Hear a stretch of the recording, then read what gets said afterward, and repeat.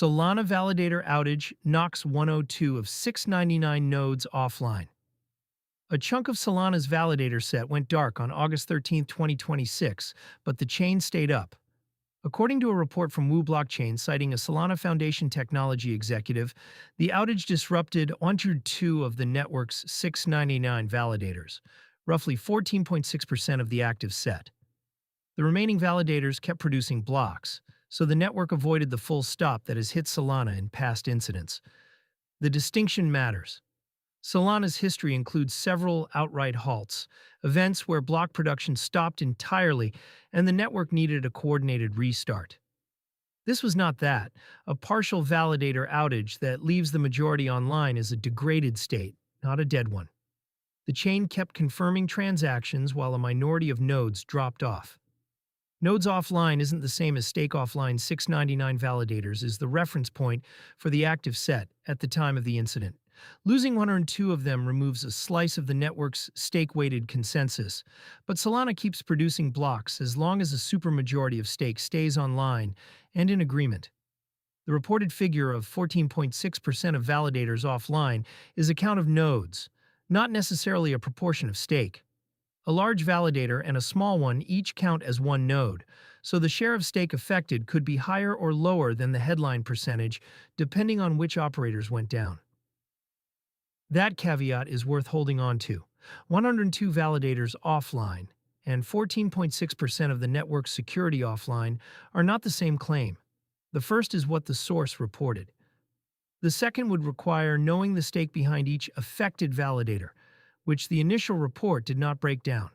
As of August 13, 2026, SOL traded at 76.04, down 0.28% over 24 hours and up 3.11% over the prior week, per CoinMarketCap data. The muted price move suggests the market read this as an operational hiccup rather than a solvency or security event. The broader tape was quiet too, with the Crypto Fear and Greed Index sitting at 37 in fear territory. Uptime is the product for payment rails. For most traders, a partial Solana outage is background noise.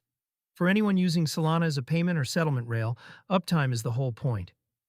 Several crypto cards route stablecoin spending or top-ups over Solana, including Xplace, the Read@Pay Solana card, Kast, and wallet-native options like Solflare.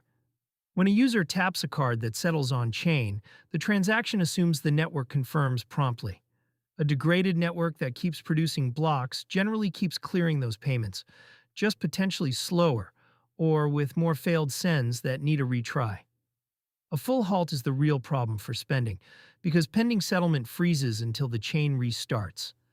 That is the practical reason the state online detail is not spin. The difference between slow and stopped is the difference between a card that works and one that declines.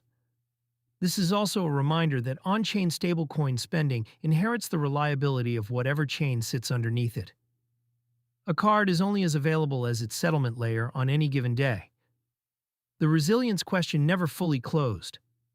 Solana has spent years trying to shed its reputation for downtime, and the network's operators have shipped client diversity work, better validator tooling, and congestion fixes aimed at exactly this failure mode.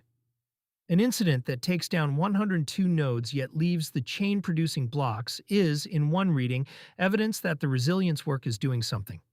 In another reading, it is a reminder that a single-digit percentage of nodes event still made headlines because the baseline expectation for a major chain is that it does not blink.